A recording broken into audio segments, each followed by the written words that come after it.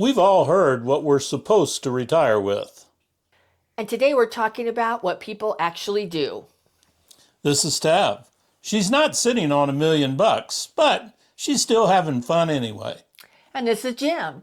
And he's ignoring the scary headlines and finding out that most of us are doing just fine anyway. And together, we're Unretired AF.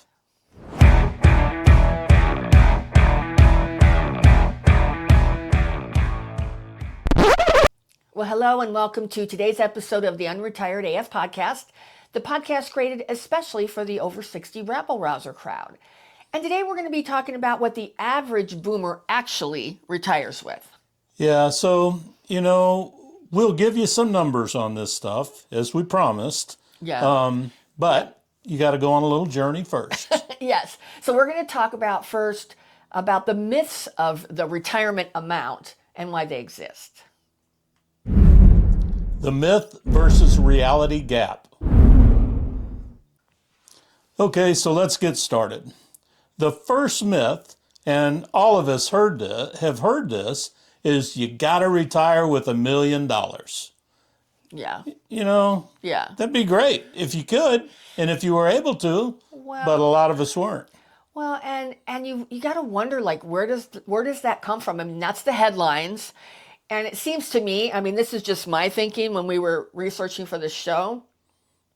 Like, it seems to me that a lot of these headlines are generated by the financial planning companies, Right. the ones who are making commissions every time you contribute to your retirement account. Absolutely. Don't you think? I do. Yeah. Yeah, from the E-Trades of the world to the Right. Scott Trading to all the people out there that want your money Exactly. as an investor. Well, and then you have to wonder, like, who are those headlines even talking about? Who are they even Right. written about? Right. Now, did you guys have any idea that fewer than 3%, listen to that number again, 3% Fewer than 3% of Americans have $1 million in savings? in their retirement accounts, not in savings, but Right. in retirement In their accounts. retirement account, pardon Retirement me. accounts. So that's 401ks, IRAs, and retirement savings accounts. Right. So fewer than 3%. So what that tells me is that they've been like, just like presenting this campaign of absolute horseshit. Yeah. If 97% or more people aren't hitting that number, but they're making us all feel like everyone else is. Right. So that's the purpose of this episode, is Yeah. that we're going to talk about the reality, because there's a lot of people retiring in our country, and they're not retiring with $1,000,000 as No. evidenced by the data, and they're still doing okay. Yep. Right? Yep. The actual numbers. Well, this is the part where the rubber is going to hit the road. And this part I really didn't know. I know we've covered a few episodes about retirement and retirement savings and things like that before, but I didn't really know these numbers, that there are 48% of boomers have no retirement at all, no retirement accounts at all. So that's almost half of us. 48%. 48%, no retirement account at all. It's again, a lot of things have happened since, it's no secret I just turned 65. A lot of the savings plans and stuff have changed since we got out of the game and quit working for companies. There's not hardly any pensions anymore. Right. There's It's all 401ks now. It's all 401ks, and I knew people that were, and this is going to go back some, but were millionaires on paper, and then Enron happened, and they lost everything overnight. Right. So those are the kind of things that you and I can't be fast enough if we're not in the market every day to stop. Well, and even if you are, I mean, some of these people that lost a lot of money in the market are people in the market, in the Right. know in the market. So Right. even they couldn't stop it. Yeah. I mean, and then here in Phoenix, I mean, we saw what happened in '08. I mean, you weren't here then, but Right. but you saw the aftermath of it. And, Yes. And I was living here at that time, and it was a bloodbath here. It was. It was really tough because, a lot of people maybe who didn't have money in retirement accounts, they had money in equity in their homes. Right. And so then all of a sudden you had people who may have thought they had three or $400,000 of equity in their home. I mean, Jim and I saw in 2010, we saw 32 homes selling in Phoenix in the $30,000 Yeah. range. Oh, yeah. Homes that would have sold for 300,000 before dropped 90% of their value. Yep. So there's a lot of things that cause this. And when we say that 48% of boomers don't have any retirement at all, we're talking about retirement accounts. We're not talking about equity. Right. And we know that a lot of areas have recovered and people do have equity in their homes. So we're not talking about that. We're talking simply about retirement accounts that they can draw from Structured retirement when they accounts. retire, so Right. that they have a monthly amount coming in. Yep. So, and that's probably a reason, don't you think, why all of a sudden these reverse mortgages are becoming Absolutely. more popular? Because Absolutely. that's the only place people have Yep. any money. Yeah. Is in their home equity. So they're doing this. So the median amount in a retirement account for people ages 55 to 74 is $192.5 thousand. But that is a skewed number. It is a skewed number. Why is it skewed? Because they're not taking into account people that don't have anything. Right. They're not included. They're not included in the average. numbers. Can you believe it? I mean, you would think that 48% would be added in as a not. zero so they could get a true median. So it's probably what? It's probably I don't half know. of that. I don't know. I wouldn't guess. Yeah, I wouldn't want to guess either. I wouldn't guess, but it's definitely not $192.5 thousand because you keep hearing that all the time. Right. Even people who are alarmists who are saying, "Oh, retirees have a median average of only 200,000." Yeah. Like that's a problem, and that's not even the full picture. No, it's not. That's not even the full picture. So it's kind of dishonest for them to even frame it that way. It sure is. But It sure is. But all hope is not lost. No, it's not. If you like our content and it resonates with you and you'd like to help support our show, one way to do that is check out our merch store. And that can be found at unretiredaf.com. Yep. We have T-shirts, we have mugs, we have travel mugs, we have hats, we have hoodies, we have all kinds of stuff over there. So give it a look. We would really appreciate it, and your support, as always, we appreciate it. Thank you. Thank you. What people are actually doing. Well, now let's talk about what people are doing to make up the shortfall. People are working longer, whether they want to or they feel they need to. Yeah, retiring later, you mean? Yeah, retiring later, absolutely. Yeah. They're looking at part-time income. Yeah. Yeah. And you can do that even if you retire. Sure. Up till 67, you can work without a penalty of earning too much. Right. After 67, there's no penalties, so Right. you can still be getting full retirement from Social Security and still work. You can work full time if you want after 67, and maybe before, just depending on how much you make. You can be the best door dasher there is. Or whatever. I mean, a lot of people are also adjusting their lifestyle. Right. Right. It's like, I think, a lot of people maybe did a big, I know Jim and I did, we would do big vacations once a year. We haven't really, I think COVID changed that for a lot of people. It did. Too. It absolutely did. And I think that naturally just sort of happened after COVID, that people are traveling less. But maybe do a one big vacation every other year, and maybe do a staycation in your town or in your state or somewhere that you can drive to. Sure. And save some money that way. I mean, there's a ton of ways to adjust your lifestyle. There is. To make up that shortfall. Yeah. And I know for us that we're kind of, I don't know, for an easy term, living lighter than we did. Oh, yeah. And, but we're not poor for it.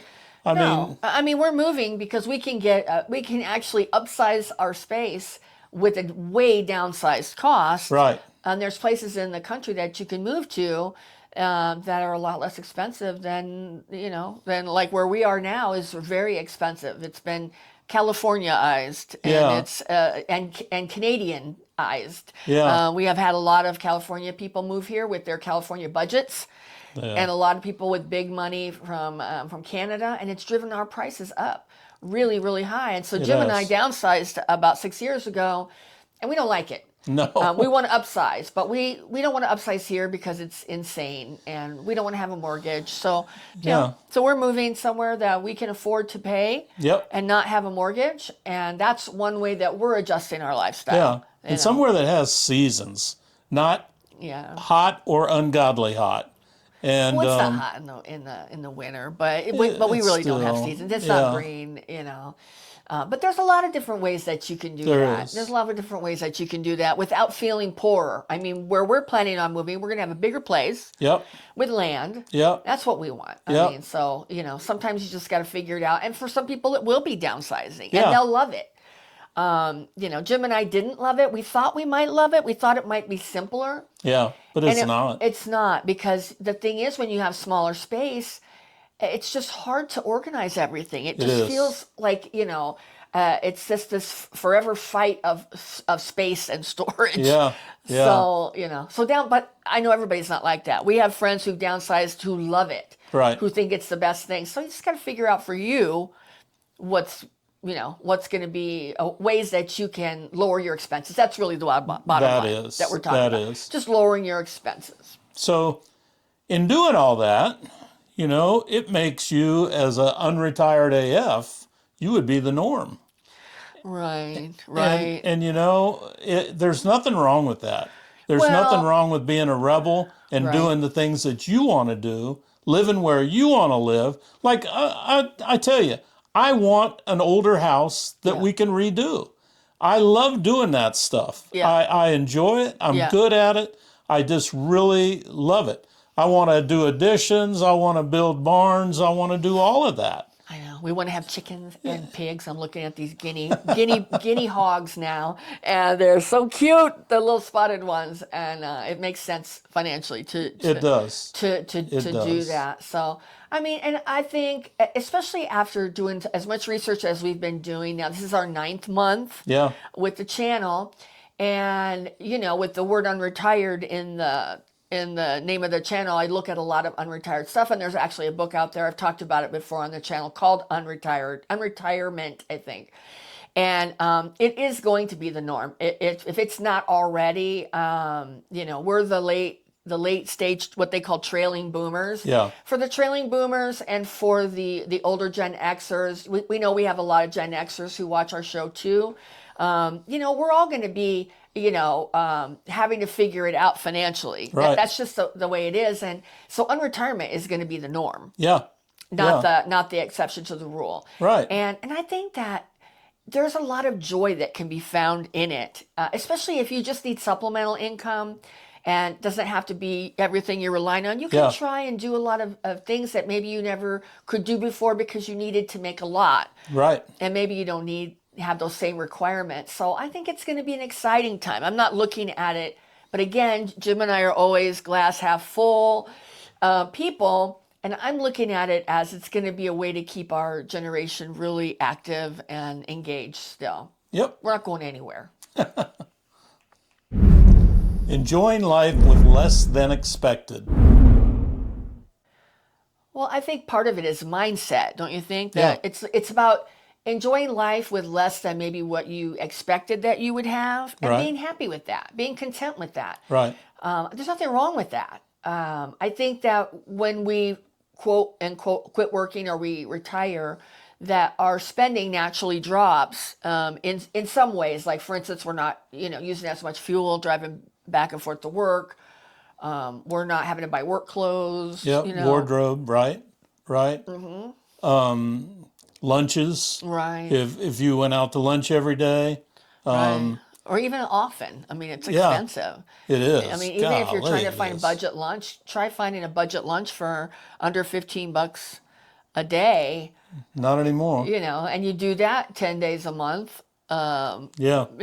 That's $150. That's a lot Right. of money. Right. So I think our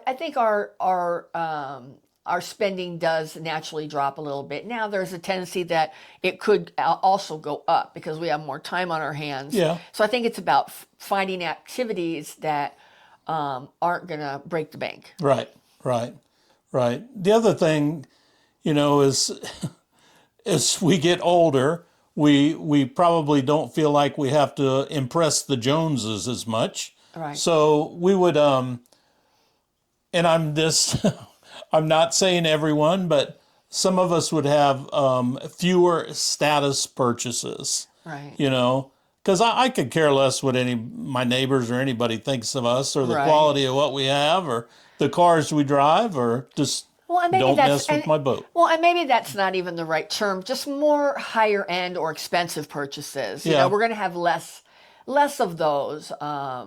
Because I think part of it is status, but part of it, like we don't have the boat because of status. We have it because we love it. Right. But it's also we're downsizing it to a smaller boat Yeah. because it doesn't make sense to carry that. It's very expensive to keep and maintain. It sure is. At this stage of life. It sure is. It was easier before, but it's not as easy now. So I think that's what we all have to ask ourselves the hard questions too about, what do we want to keep and what do we want to let go of and what we want to purchase. Right. If we need to have that, I don't know. Well, and we see that as we're earning less, because before it was always kind of that struggle between, when you're making good money, you never have time to do stuff Right. with it. And now when you have the time, the money is, Yeah. is less. So it's trying to find that balance. For me, I would much rather have more time than money. But I know everybody's not like that. Yeah, I would agree with that. Yeah. I would agree with that. The freedom, to me, is more important than the money. Yeah. Much, Well, much and more we've made important. choices like that in our We have. careers. I We mean, we've have. chosen to work for ourselves when we could have made a lot more money working for others. But, for us, our choice was, that wasn't what we wanted to do. Because we both did it when we were younger. Yeah. And we didn't want to do Yeah. it. And then, the little things in life, when you have more time, Yeah. seem to make just feel so much better. Yeah. I mean, like I have a friend of mine that he gets so excited that he gets to go pick his grandkids up from school. And, that's their pawpaw time. And he takes them home and most of the time probably stops and buys them a treat or something. But that's his thing and he Yeah. loves it. Well, he couldn't do that. He hasn't been Right. able to do that for the whole time he was working because he'd Right. never get home before 6:30 at night. Right. So that is that really it puts a Yeah. smile on my face that is one of his life's simple pleasures. Yeah. And it doesn't cost anything, but it Right. gives him such fulfillment. Well, and it's like I know one of the things that Jim and I have talked about is we want to live rurally. Yeah. And for me, I mean, one of the things I look forward to is just sitting on a rocking chair on the porch and reading a book with a cup of coffee and maybe a little throw blanket on over my over my knees, and just just Watching the enjoying world go by. just watching the world go by, and I love reading. I mean, I like staying active too. I'm excited about everything that we have, and none of the things that we're excited about are expensive things. No. Like I'm excited about raising chickens. I don't think that's going to be super expensive. Not free, obviously, but it's not going to be a big expense, and all the things we want to do, put in a garden. I'm going to try it again. I did it in Arizona and it was a total flop. I busted my ass on it and it was terrible. I think we ended up with like a few carrots that were like this long. Right. And, like they look like not even like baby carrots. They look like baby carrots. Right, right. But yeah, I'm looking forward to giving it a try again. Like Yeah. what are some of the things you're looking forward to? Oh, just Your workshop? workshop. Yep, definitely. I want to rebuild a couple cars. I want to Go fishing for hours? go fishing whenever I want to go fishing. Yeah, yeah. Have probably a lake boat and an offshore boat, and just do what life comes about and wants me to do. Well, and none of those things are very expensive to do. I mean, once you have the boat purchases or whatever, You know, I mean, those are things that we can do in our retirement that really aren't very expensive. No, You know, no, not in the grand scheme of things. and they can bring a lot of joy. Because I know for me, there's nothing better for me. I mean, with our boat in San Diego, is going offshore where I can't see any land anywhere. Yeah. That is the most freeing thing to me. And I mean, it's not free, but it's a lot less expensive than going on a cruise or something else, you know, Yeah. like that. So I don't know. I think having that kind of being able to control your time for me is, and everybody has to decide for themselves, but for me, just being able to control my time and be able to do those little things to me is better than not having that time and having a lot of money. Yeah, I would agree with that. But everybody has to decide for themselves, I would agree with that. I totally would agree with that. you know? Like I'm really looking forward to creating a garden for us. Yeah. And Well, you and I have busted I know. our asses for years, not really doing anything outside of our maybe 1 or 2 weeks of vacation a Yeah. year. We have really put in the hours. I mean, 70, We 80 have. hours a week and not really enjoying life. No. And I'm looking forward to that. I'm fine with having less and reclaiming the time. Yep. I agree. I agree. Looking forward to it. Yeah. The quiet truth nobody says. Well, the truth is, most people don't ever hit that number, the so-called number that everybody Right. says they need to be at. Right, right. So what do they do to help with that is we as unretired AFers, Effort. we we try to adapt. Right. We every day, like for us, every day, every month is an adjustment Right. on what we're going to do here, what we're going to do there. We're not giving up. Right. And just because we don't have the magic $1,000,000 doesn't Right. mean that we're going to do bad. Well, and that's the secret that nobody's talking about is that Right. most people aren't hitting that number, that goal, that whatever that says, "Oh, I've arrived as a, you know, as a grown up." Really, Right. I mean, that's kind of how they make you feel like if you know that you're a grown up if you have all that, and most people aren't having that. So what that tells me is that the goal is not realistic. Exactly. Because if 97% of people aren't hitting that goal and they're pushing it at us Right. continuously for 30 or 40 years, Yeah. that tells me that that's not really a realistic goal. No. Right? No. You know? You know, it's people in our age, you know, we're not quitters. Our generation has never quit on anything. Right. So we're all trying to keep earning. Well, I'm not going to say all because 3% of us are doing okay. Well, and the 52% who have 200 grand or more, Right. or Right. the median is 200 grand. So obviously there's people with less. Yeah, so don't take those numbers. We just Right. read them. We didn't Right. make them. So No, and we have links in the description Yeah. of resources of where we got that. So we didn't just pull it out of our ass. They're legit numbers. right. So back to my point is we just do what we got to do to keep doing and to Yeah. keep having fun, to keep a smile on our face and to keep money coming in. Well, and I think, don't you think too, like for our generation, having to figure this shit out keeps us engaged. Oh, yeah. And we need to. I think the fact that we, you know, we find, you know, that we've got, you know, problems in this area, and Jim and I are not immune to it. I mean, No. we don't have any freaking $1,000,000. We're in the same boat as, you know, most of the rest of the boomers. I mean, we're just trying to figure it out too. And, you know, I think that figuring this stuff out, and when we do figure it out, I think that brings happiness to us. I think we're happier than we expected that we were going to be. I agree. And it's like, you know, life's simple pleasures. Yeah. And for me, I can say, and I think you feel this way too, our Wednesday trivia night Yeah. is, you know, we're not the oldest in, excuse me, but we're not the youngest either. Right. And it's just it's a broad base of people, and people are cutting up and having fun. We're engaging our minds. Our friends are with us. We laugh and laugh and laugh and have a great time with it. You know, it doesn't cost us a lot of money at all. In fact, the only cost is what we eat or drink. Right. And it's a joy for me to have people like that around. And I don't know what any of the other ones do except our friends, but it gets very competitive and it keeps our brains active, and I love it. I just love it. Right. I love it. So find something like that for yourself. Right.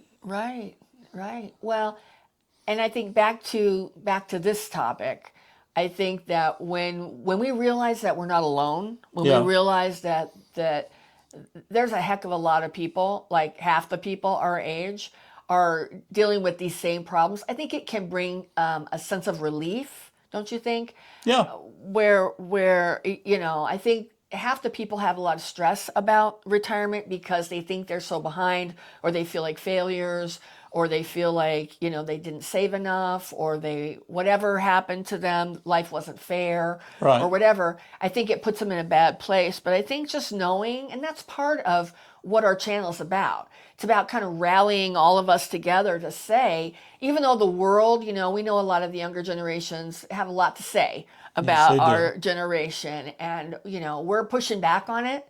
We don't hate them. Of course, we obviously don't hate them. They're our kids and they're our grandkids. We don't hate them. We love them, but we're also not going to let them dunk on us every second of the day. We're going to push back when they come at us with things that aren't true. Yep. So that's part of what this is about too. Just recognizing that we're all in the same boat. Right. All but, like Jim said, the 3% people out there, you know what? Hats off to you. We're not even resentful of you. We're just happy for you, and we're glad that you made it. And for the other, 52%, so then what? The other 49% of that 52 who have a median retirement savings account of $197.5 thousand, good on you too. Yep. That's great. And and then for the 48% who don't have anything at all in a retirement account, you're going to be okay too. Yep. Because there are people out there every day proving it, showing it, and showing how you can thrive. I think you just have to adjust your expectations. Yeah. Don't you think? Yep. So don't be fearful of it. Don't be fearful. The takeaway. Well, the takeaway for this episode is that if your retirement scenario doesn't look like the articles that you see in Forbes magazine and all the other financial magazines, don't worry about it. You're normal. Yeah. You're not broken. No. You're not late. And you're damn sure not alone. Well, and it turns out that the average is a lot different looking than what the ad that we were promised. Yeah.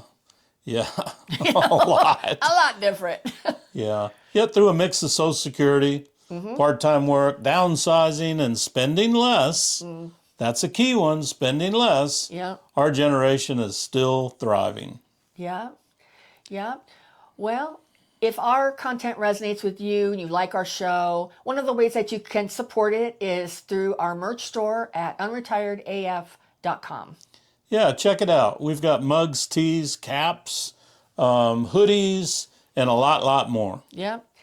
And we want to give a shout out, a thank you to our members, to our subscribers, and to our viewers. And if you like our content, and if one of the topics hits you and you think you have friends that would like it, please consider sharing it. It really helps our channel out a lot to help get the word out. Absolutely. As you know, we have a comment section. If you have any comments on this episode, please feel free to drop them in.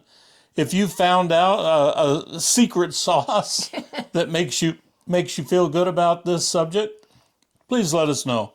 Yeah. We'd like other people to know it, and we'd like to tell you how we feel about it. Yeah. So thank you to everyone. Thank you. Yeah. Well, we're not slowing down. And neither should you. And together, we're Unretired AF.